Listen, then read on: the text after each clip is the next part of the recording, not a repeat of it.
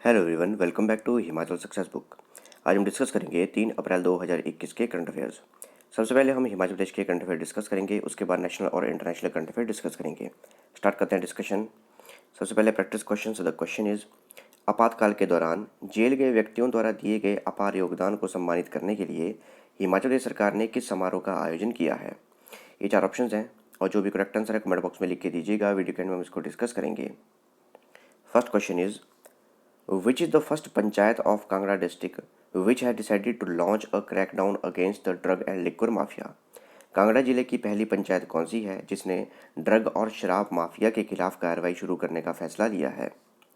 ये हैं 4 ऑप्शंस और इसका करेक्ट आंसर है ऑप्शन ए, महाजारना।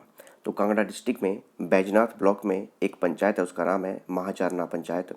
और उन्होंने डिसाइड किया है कि जो भी ड्रग और लिक्वर माफिया है उनके खिलाफ कार्रवाई की जाएगी। और ऐसा करने वाली कांगड़ा डिस्ट्रिक्ट की पहली पंचायत बन चुकी है महाजारना। और इसके लिए इन्होंने पहले पंचायत में जनरल हाउस की मीटिंग की और ये भी डिसाइड किया कि हैवी फाइन इम्पोज किया जाएगा अगर कोई भी drug trafficking, illegal sale of liquor या कोई भी इलीगल एक्टिविटीज़ करता है तो उन्हें फ़ाइन इम्पोज किया जाएगा। और जो पेनल्टी है वो डिसाइड की गई है कि अगर कोई भी रूल का वायलेशन करता है तो 10,000 रुपये तक फ़ाइन लगाया जाएगा। इसके अलावा सरकार की वेरियस जो स्कीम है जैसे कि subsidise ration, financial assistance for construction of house under PM Awas Yojana, यानी कि पीएम आवास योजना के अंतर्गत जो भी फाइनेंशियल असिस्टेंस प्रोवाइड की जाती है, और grants for marriages, free LPG stoves and cylinder, इस तरह की जो सरकारी योजनाएं हैं उनसे भी वंचित कर दिया जाएगा अगर कोई भी इस तरह की इलीगल एक्टिविटी करता है। इसके अलावा बीपीएल, आईआरडीपी, अंत्योदया, अगर इन परिवारों के लोग इस तरह की कोई एक्टिविटी करते हैं तो उनकी जो भी फैसिलिटी है उन्हें विड्रॉ कर लिया जाएगा। The first state of the art prison is to be open at which place in Himachal Pradesh. Himachal Pradesh में किस स्थान पर पहली अत्याधुनिक जेल खोली जानी है। ऑप्शन है भरमौर, नालागढ़, रामपुर, सुंदरनगर। करेक्ट आंसर है ऑप्शन बी, नालागढ़। तो हिमाचल प्रदेश में सोलन डिस्ट्रिक्ट के नालागढ़ में first state of the art jail यानी कि अत्याधुनिक आधुनिक जो है जेल खोली जाएगी। लगभग 10 बीघा ज़मीन पर ये जेल बनाई जा रही है और अभी जो इसका कार्य जो है कंप्लीट होने वाला है और 15 अप्रैल को इसका उद्घाटन किया जाएगा। इसमें multipurpose hall, kitchen, dispensary, canteen, इस तरह की वेरियस इम्पोर्टेंट और मॉडर्न फैसिलिटीज़ दी जाएंगी। 120 कैदियों को रखने की यहाँ पर जगह बनाई गई है। इसके अलावा open auditorium, Ahimsa Vatika, open gym, better lightning system, solar panel with 20 kilowatt installed capacity और बेकरी यूनिट, इस तरह के जो मॉडर्न फैसिलिटीज़ हैं वो भी प्रोवाइड की गई हैं इस जेल में। In how many wards of Shimla Municipal Corporation is planning to start open air gyms? Shimla नगर निगम कितने वार्डों में ओपन एयर जिम शुरू करने की योजना बना रहा है। ऑप्शन है 12, 19, 25, 34। करेक्ट आंसर है ऑप्शन डी, 34। तो शिमला नगर निगम टोटल 34 वार्ड हैं इसमें, तो यहाँ पर ओपन एयर जिम शुरू करने की योजना बना रहा है। इसके लिए बजट भी एलोकेट किया गया है, 2.90 करोड़ रुपए का इसमें बजट एलोकेट किया गया है इसके लिए। टोटल शिमला म्यूनसिपल कॉर्पोरेशन में जो है 34 वार्ड्स हैं और अभी एक यहाँ पे ओपन एयर जिम बनाया गया है और ये बनाया गया है गंज मार्केट में। और शिमला म्यूनसिपल कॉर्पोरेशन के कमिश्नर हैं आशीष कोहली। अगर बात करें हम शिमला म्यूनसिपल कॉर्पोरेशन की तो पहली बार ये म्यूनसिपल कमेटी बनाई गई थी, नगर पालिका बनाई गई थी दिसंबर 1851 में। उसके बाद पहली बार इलेक्शन हुए 26 अगस्त 1855 में और 31 जुलाई 1871 में क्लास 1 म्यूनसिपैलिटी से बनाया गया और वर्ष 1874 में पंजाब म्यूनसिपल एक्ट 1873 के अंतर्गत इसे लाया गया था। वर्ष 1884 में पंजाब म्यूनसिपल एक्ट 1884 के अंतर्गत इसमें 2 वार्ड का निर्माण किया गया था। एक बनाया गया था स्टेशन, दूसरा बनाया गया था बाजार। और इसके बाद 29 जून 1969 को Himachal Pradesh development and regulation act 1968 के अंतर्गत इसे कमेटी से कॉरपोरेशन बना दिया गया, यानी कि इसे नगर निगम बना दिया गया था। और उसके बाद Himachal Pradesh municipal corporation act 1994 जो है यहाँ पर लागू किया गया था। विच पॉलिटिकल पार्टी स्टार्टेड मेरा झंडा मेरा गौरव प्रोग्राम इन धर्मशाला। धर्मशाला में किस राजनीतिक दल ने मेरा झंडा मेरा गौरव कार्यक्रम शुरू किया है। ये हैं 4 options. Correct answer option B, Indian National Congress. तो इंडियन नेशनल कांग्रेस के हिमाचल प्रदेश के प्रदेश अध्यक्ष हैं कुलदीप राठौर और इन्होंने धर्मशाला में मेरा झंडा मेरा गौरव कार्यक्रम शुरू किया है। इसके अंतर्गत जिन जिन नगर निगमों में अभी चुनाव हो रहे हैं वहाँ पर ब्लॉक, जिला, प्रदेश के जितने भी कांग्रेस पदाधिकारी हैं और संगठन के पदाधिकारी हैं अपने अपने घरों की छतों पर झंडा फहराएंगे। इसके अलावा कांग्रेस के हिमाचल प्रदेश के प्रभारी हैं राजीव शुक्ला, इनका नाम भी याद रखिएगा। राजीव शुक्ला जो हैं कांग्रेस के हिमाचल प्रदेश के प्रभारी हैं। Which district administration has launched a booklet on waste management to make school children aware of solid waste management as a co-cognitive subject? किस जिला प्रशासन ने सह संज्ञानात्मक विषय के रूप में स्कूली बच्चों को ठोस अपशिष्ट प्रबंधन के बारे में जागरूक करने के लिए अपशिष्ट प्रबंधन पर एक बुकलेट लॉन्च किया है? ऑप्शन है मंडी, बिलासपुर, लाहौल स्पीति, सोलन। करेक्ट आंसर है ऑप्शन सी, लाहौल स्पीति। तो लाहौल स्पीति के डिप्टी कमिश्नर हैं पंकज राय, उन्होंने एक बुकलेट लॉन्च की है जिसके जरिए जो भी स्कूल चिल्ड्रन हैं उन्हें सॉलिड वेस्ट मैनेजमेंट के लिए अवेयरनेस प्रदान की जाएगी। इसके अलावा उनके पाठ्यक्रम में जो है को करिकुलर सब्जेक्ट भी इंक्लूड किया जाएगा as a solid waste management, ताकि जो भी उनकी को करिकुलम एक्टिविटीज़ हैं उनमें सॉलिड वेस्ट मैनेजमेंट भी इंक्लूड किया जाए। ऐसा करने वाला लाहौल स्पीति जो है फर्स्ट डिस्ट्रिक्ट बन चुका है हिमाचल प्रदेश में। इससे होगा क्या, बच्चों को थ्योरेटिकल और प्रैक्टिकल दोनों नॉलेज दी जाएगी सॉलिड वेस्ट मैनेजमेंट के लिए। डिस्कस करते हैं नेशनल और international current affairs. First question is what is the rank of India in the global gender gap index 2021 released by world economic forum? विश्व आर्थिक मंच द्वारा जारी ग्लोबल जेंडर गैप इंडेक्स 2021 में भारत का रैंक क्या है? ये हैं चार ऑप्शंस। करेक्ट आंसर है ऑप्शन सी, 140। तो वर्ल्ड इकोनॉमिक फोरम द्वारा ग्लोबल जेंडर गैप रिपोर्ट 2021 जारी की गई है, जिसमें कि हमारे भारत को 28 स्थान का नुकसान हुआ है।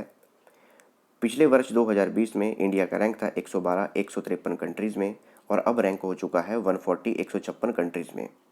और टॉप किया है आइसलैंड ने, लगातार 12वीं बार इन्होंने टॉप किया है। और नंबर लास्ट पे है अफगानिस्तान। इसके अलावा इंडिया जो है साउथ एशिया में थर्ड वर्स्ट परफॉर्मिंग कंट्री है, और बांग्लादेश जो है बेस्ट परफॉर्मर कंट्री है साउथ एशिया में।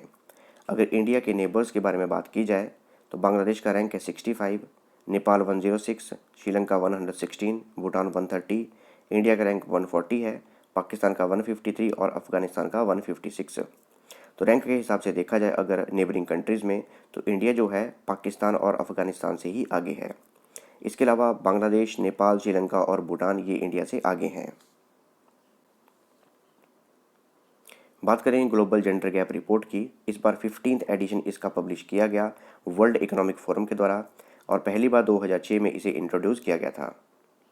इसके अलावा वर्ल्ड इकोनॉमिक फोरम की स्थापना की गई थी जनवरी 1971 में, और इसके संस्थापक थे क्लॉस श्वाब, और इसका हेडक्वार्टर है कोलोंगनी में जो कि है स्विट्जरलैंड में। Who has been honoured with the 51st Dada Saheb Phalke award 2019? 51वें Dada Saheb Phalke पुरस्कार 2019 से किसे सम्मानित किया गया है?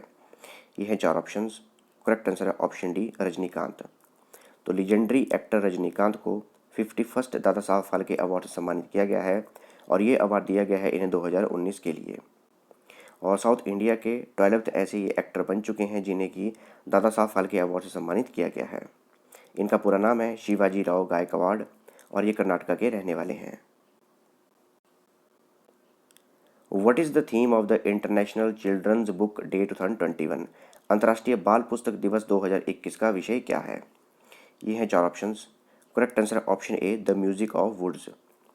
देखिए 2 अप्रैल को International Children's Book Day celebrate किया जाता है, और इसे जो सेलिब्रेट किया जाता है वो ऑर्गेनाइजेशन है international board on books for young people. वर्ष 1967 में पहली बार इसे सेलिब्रेट किया गया था। इस बार की थीम है द म्यूजिक ऑफ वुड्स। इस थीम को ध्यान रखिएगा, इस बार की थीम है द म्यूजिक ऑफ वुड्स। बात की जाए इस ऑर्गेनाइजेशन की, international board on books for young people, इसके फाउंडर हैं जैला लैपमैन। वर्ष 1953 में ज्यूरिच जो कि स्विट्जरलैंड में है वहाँ पर इसकी स्थापना की गई थी, और इसका हेडक्वार्टर है बेसल जो कि है स्विट्जरलैंड में। Who among the following took over the charge of Director General of Employees State Insurance Corporation यानी कि ESIC? निम्नलिखित में से किसने कर्मचारी राज्य बीमा निगम के महानिदेशक का कार्यभार संभाला है? ये चार ऑप्शंस हैं। करेक्ट आंसर है ऑप्शन ए, मुखमीत एस भाटिया। तो मुखमीत एस भाटिया को एम्प्लॉयज़ स्टेट इंश्योरेंस कॉरपोरेशन का डायरेक्टर जनरल बनाया गया है। बात करें एम्प्लॉयज़ स्टेट इंश्योरेंस कॉरपोरेशन की, इसे ESIC बोलते हैं शॉर्ट फॉर्म में। 24 फरवरी 1952 में इसकी स्थापना की गई थी। इसका हेडक्वार्टर है न्यू दिल्ली में। Who has assumed at the additional charge as chairman and managing director of oil and natural gas corporation? तेल और प्राकृतिक गैस निगम के अध्यक्ष और प्रबंध निदेशक के रूप में अतिरिक्त प्रभार किसने संभाला है? ये 4 ऑप्शंस हैं। करेक्ट आंसर है ऑप्शन ए, सुभाष कुमार। तो सुभाष कुमार को एडिशनल चार्ज दिया गया है चेयरमैन एंड मैनेजिंग डायरेक्टर यानी कि CMD का oil and natural gas corporation का।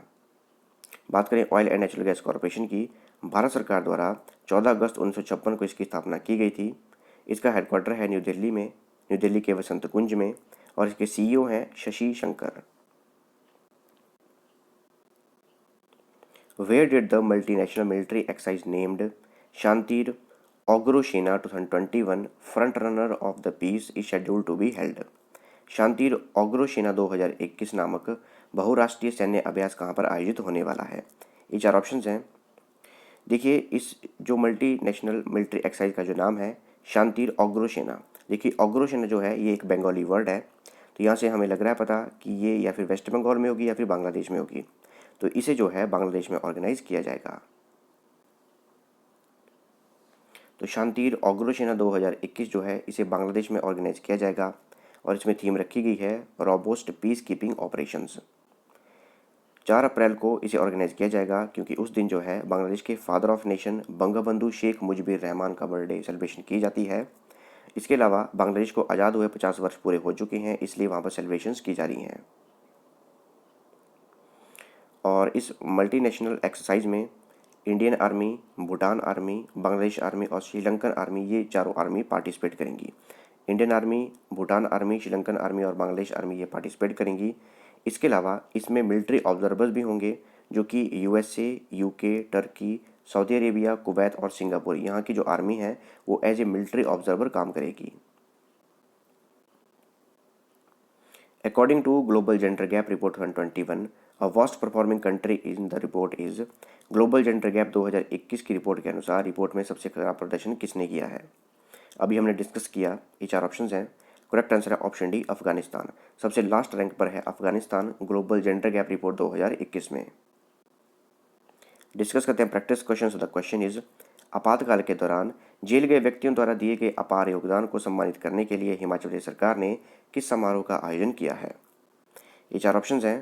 करेक्ट आंसर है ऑप्शन ए, लोकतंत्र प्रहरी सम्मान। तो हिमाचल प्रदेश सरकार ने वर्ष 2019 में डिसाइड किया था कि आपातकाल के दौरान जिन लोगों ने भी विरोध किया उस आपातकाल का और उन्हें जेल भेजा गया, उन्हें सम्मान दिया जाएगा। इसके लिए लोकतंत्र प्रहरी सम्मान योजना बनाई गई और 20 मार्च 2021 को हिमाचल प्रदेश सरकार ने हिमाचल प्रदेश लोकतंत्र प्रहरी बिल 2021 भी विधानसभा में पारित किया और इमरजेंसी के दौरान जो भी जेल गए थे उन्हें सम्मानित किया गया लोकतंत्र प्रहरी सम्मान योजना के अंतर्गत शिमला में। तो ये थी हमारी आज की डिस्कशन, और अगर आपको इस सेशन की PDF चाहिए तो आप मेरे टेलीग्राम चैनल से ले सकते हैं। टेलीग्राम पे सर्च कीजिए हिमाचल सक्सेस बुक और वहाँ से आप इस सेशन की PDF प्राप्त कर सकते हैं। मिलते हैं नेक्स्ट डिस्कशन में। Thanks for watching video. Do like, share and subscribe my channel.